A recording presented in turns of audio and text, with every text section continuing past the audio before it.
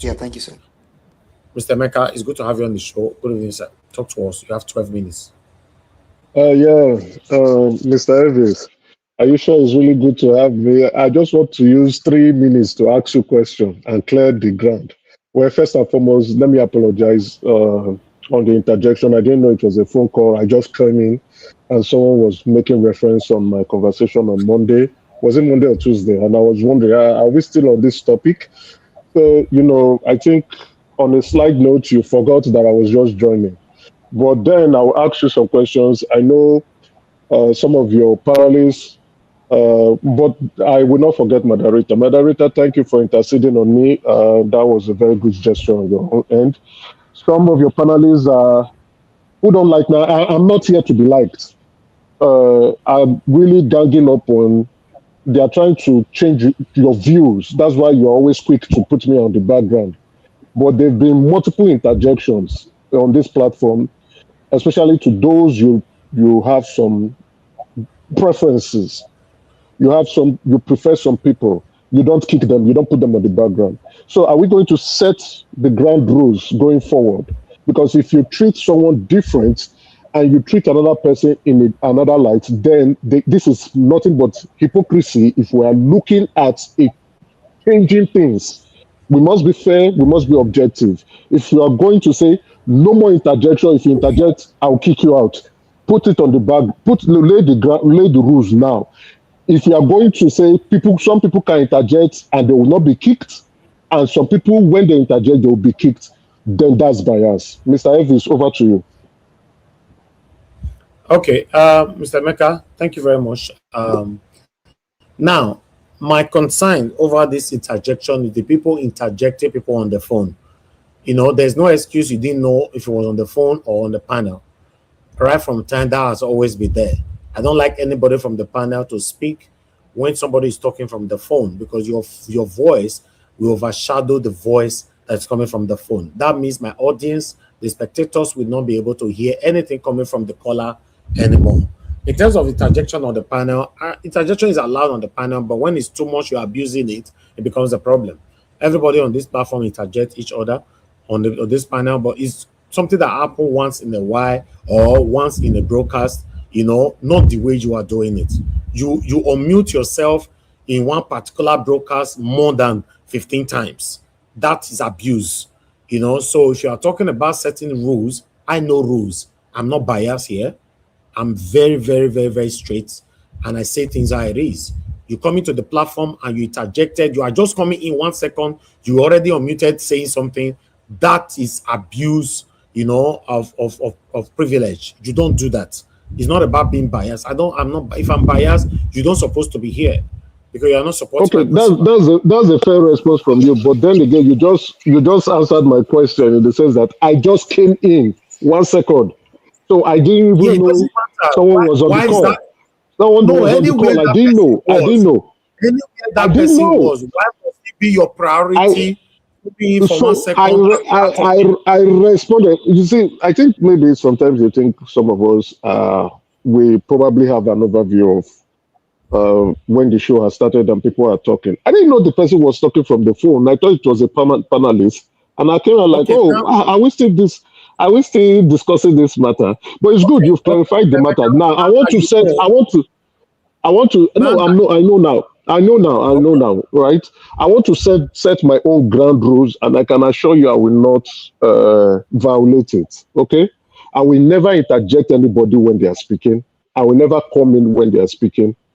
Nobody should interject me again. If anybody interjects me, please kick that person on the background. And if I interject anybody, please kick me on the background. Is that a fair ground rule for me? Yes, Mr. I support that 100%. Mr. Ellis. Somebody is interjecting me. Somebody is interjecting me now. Somebody is interjecting me. Interjecting Mr. Elvis. No, you are not interjecting me. It is my time. No, it's my own time. It's my own time. Nobody's. It doesn't matter. Your time will be. Somebody's calling me. Mr. Elvis. Okay, Mr. Elvis. Yes, sir. Yeah. When you talk of interjection, because he said this is his own time, then that means your 8 minutes. If you agree that the 8 or the 12 minutes that you are being given is running, then I'll keep my mouth shut. I'll stop. But I want to believe that you have not started, your 12 minutes have not started because you're having a conversation with Mr. Elvis. You already used 3 minutes, 30 seconds. I paused it now. So, okay. So you're Mr. talking Elvis, talking about interjection. Interjection is allowed, from what I know on this platform. It is allowed if you seek permission from the person. You have to seek permission. That is the grand rule. And that is a civilized rule. If I'm talking, if it is my time, or you are talking and I want to interject you, I will say, I have something to say. Can I go? If you say no, it's my time, I want to, I will keep my mouth shut. Okay? And so wait if for you to can interject me. Mr. Emeka, you can interject me, but you must seek my permission. If you don't seek my permission, then that would be rude. That's the rule. Exactly, that would be rude. I agree with that. Yeah, thank you. But like I said, I don't have problem interjecting on the platform, but I have every problem anybody interjecting my callers. Nobody at all can interject my callers, on the platform. But when you abuse the right of interjecting people on the platform, that's my concern. Like, unmute yourself as you like. Obviously, you can be saying rubbish. I give you 12 minutes, for example. You are saying rubbish and telling us what will destroy us in Nigeria because we set a rule not to interject. You just be talking for the next 12 minutes. Before you finish talking, Nigeria will be set ablaze. That's not what we are looking for. We need to stop you. No, but Mr. Elvis, on this conversation, right? There are some people's opinion here. I don't like them. It doesn't mean I should not respect their opinion. But I notice consistently, and that's why I want to address this. My opinions are my opinions. You don't need to like my opinion. But these opinions should be respected. You don't need to agree with my opinion. Like the other opinion I had, Madam Rita didn't like it. I didn't also like her own opinion. But she said what she wanted to say. I listened to her. I said what I wanted to say. I listened to them.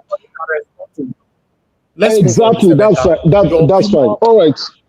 I wanted to set the ground rules so that, because I noticed them pushing, saying, Mr. Evans, remove him. And that is wrong.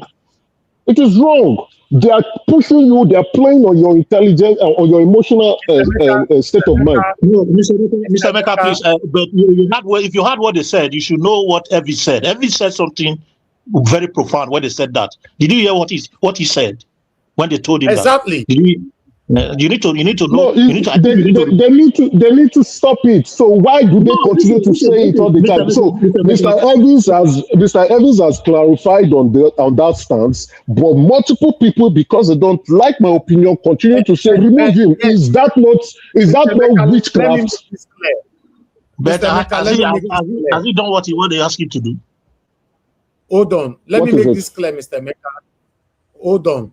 For the past 6 years, if I'm not mistaken, or let me say since 2022 till now, people have been calling for 1 or 2 persons to be banned. Ban this, ban that, ban that.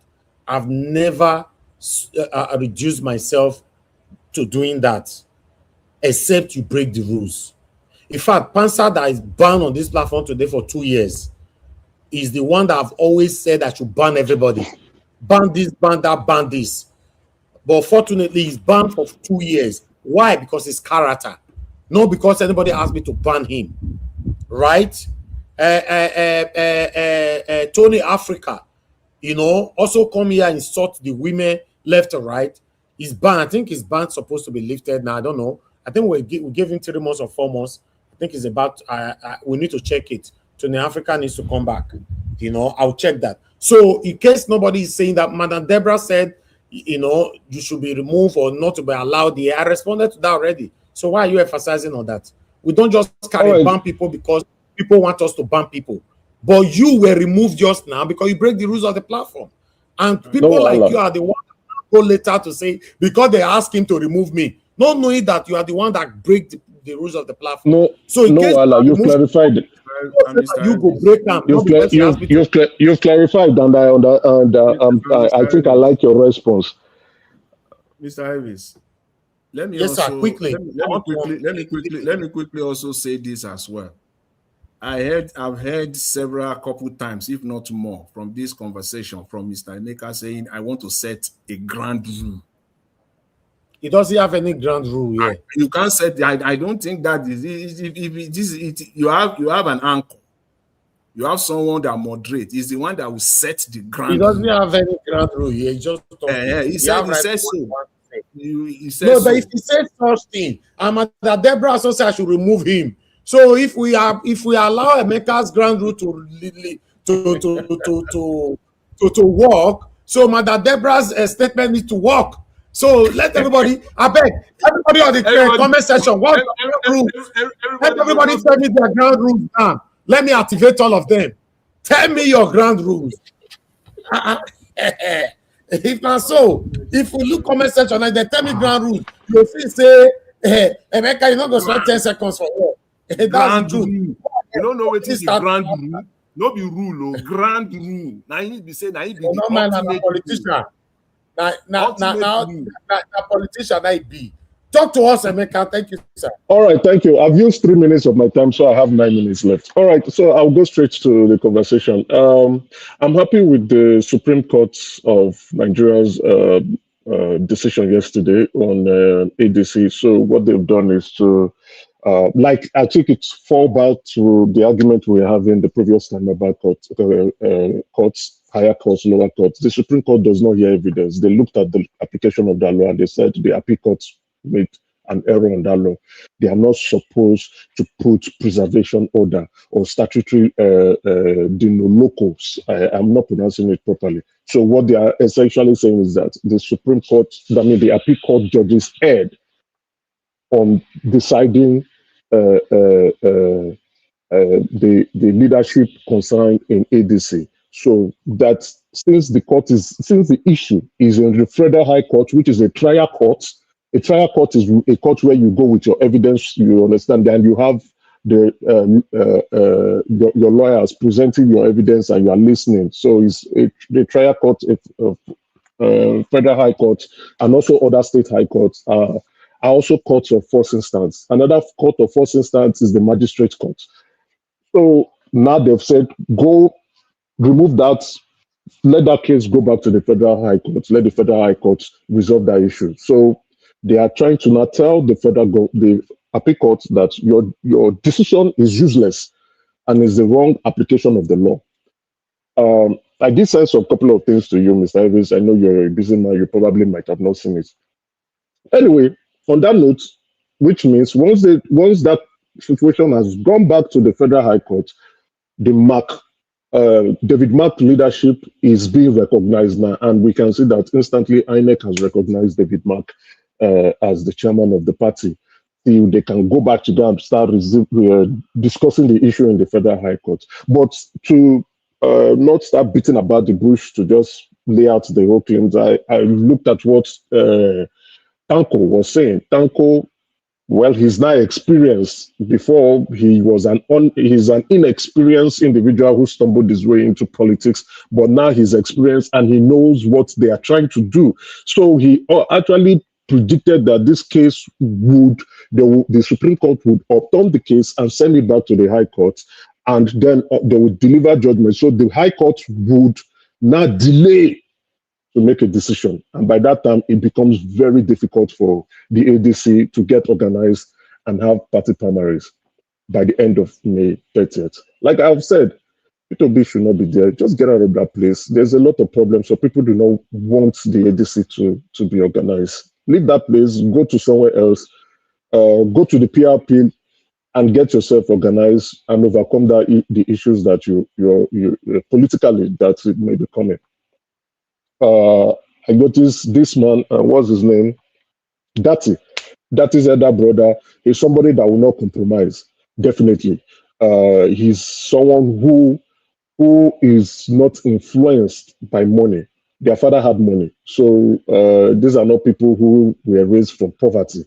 He's not going to be influenced by the billions you want to give to him. So that's a political party and a structure that he can fit in, that will not be influenced by opposition party, by either any bribery or any inducement. So I would rather tell him to leave and go. Then again, even if he does not want to leave and he's still considering that the ADC will still meet the deadline, they are still not going to make him the flag bearer for ADC. So what's there to lose? Just leave. On the other note, on what is being discussed today, I'd rather say parents are failing in their duty to discipline and bring up their words. I listened to what the young man said. Yes, there's a certain level of peer pressure. We now see it on social media. Young boys are registering to be doing fraud. There's now a fraud school where you go and acquire skill set for fraud. Instead of going to acquire skill set for mechanic, skill set for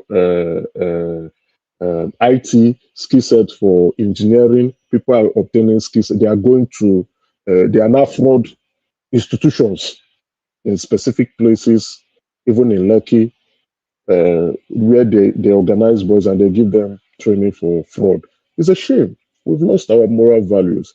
And yet we are pointing fingers at the government, like the government they came from us. But the government came from us, from the society. Is a disgrace in my view. So parents should parent their children.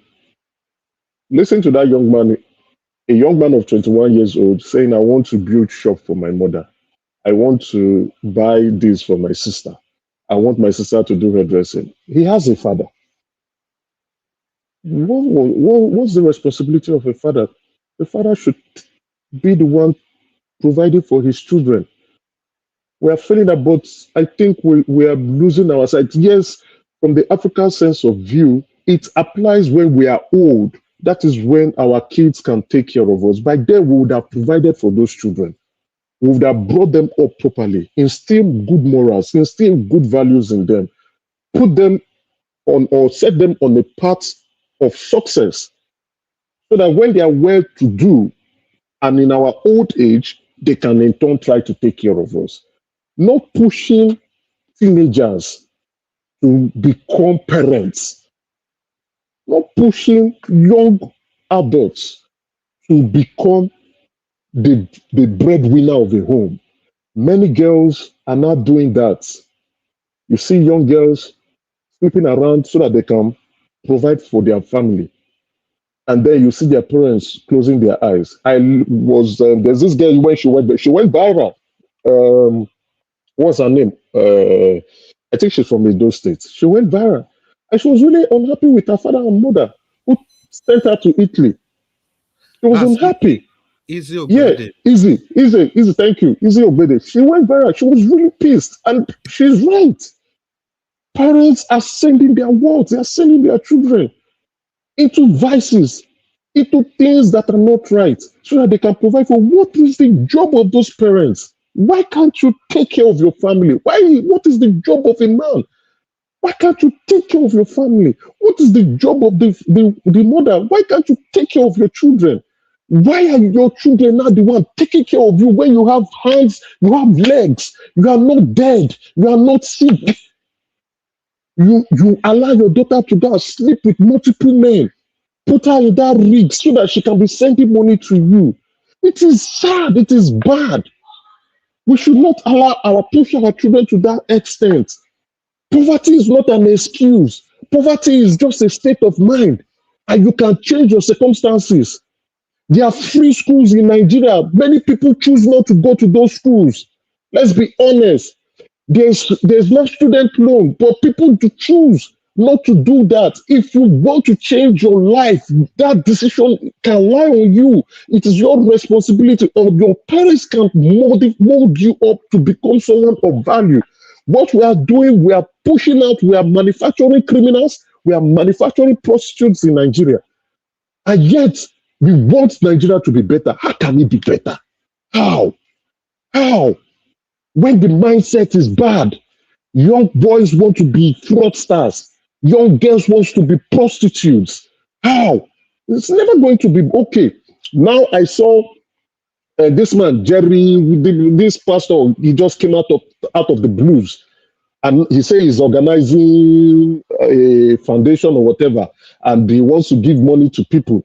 And then the EFCC chairman was there talking nonsense. I was just listening to him saying he was reviewing his account. Money was coming from Colombia, money was coming from different way, and there were petitions. What the see, when the people don't listen, people are not clapping. I said, money coming from Colombia. That's Jerry. Money coming from Colombia to Jerry's account. And then you now say you are giving him a clean slate. Who were those who wrote the petition to you, EFCC? Even at there, you now say you will still continue to review him because something is wrong going on there. Money are coming in.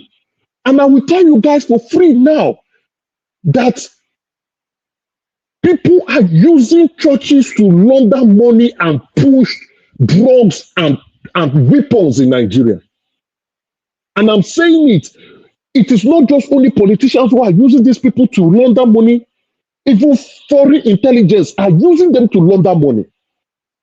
If money is coming from Colombia, where there is drugs like crazy, and the money and the anti-money laundering laws in that place is so bad, and yet you are saying you are giving him a clean slate of that, but at the same time you say you still continue to be monitoring him. Then what the hell? Who wrote the petition? The person who wrote the petition is not a Nigerian. I can tell you for fact. It is not a Nigerian that wrote the petition because Nigerians do not know what is going on with these churches. And if you see the people, the people who are around it, look at those people who attended the foundation meeting or the kickoff of the nonsense. Look at those people. Those are people who are destroying Nigerians. Those are the people who are destroying Nigerians. When I looked at the audience, I said no. And I saw the EFCC chairman, I just laughed.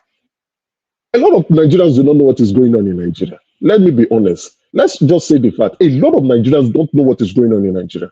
Unfortunately, we have created a community and a country of crime. And that crime has harvested. And we are now the victims of the crimes going on in Nigeria. And then from the crimes going on, or the criminals that we have created, and we will now choose politicians who will go there to continue to perpetrate bad things to us. We're a reflection of our society. Thank you. Thank you. Thank you, Mr. Emeka. Thanks for your submission.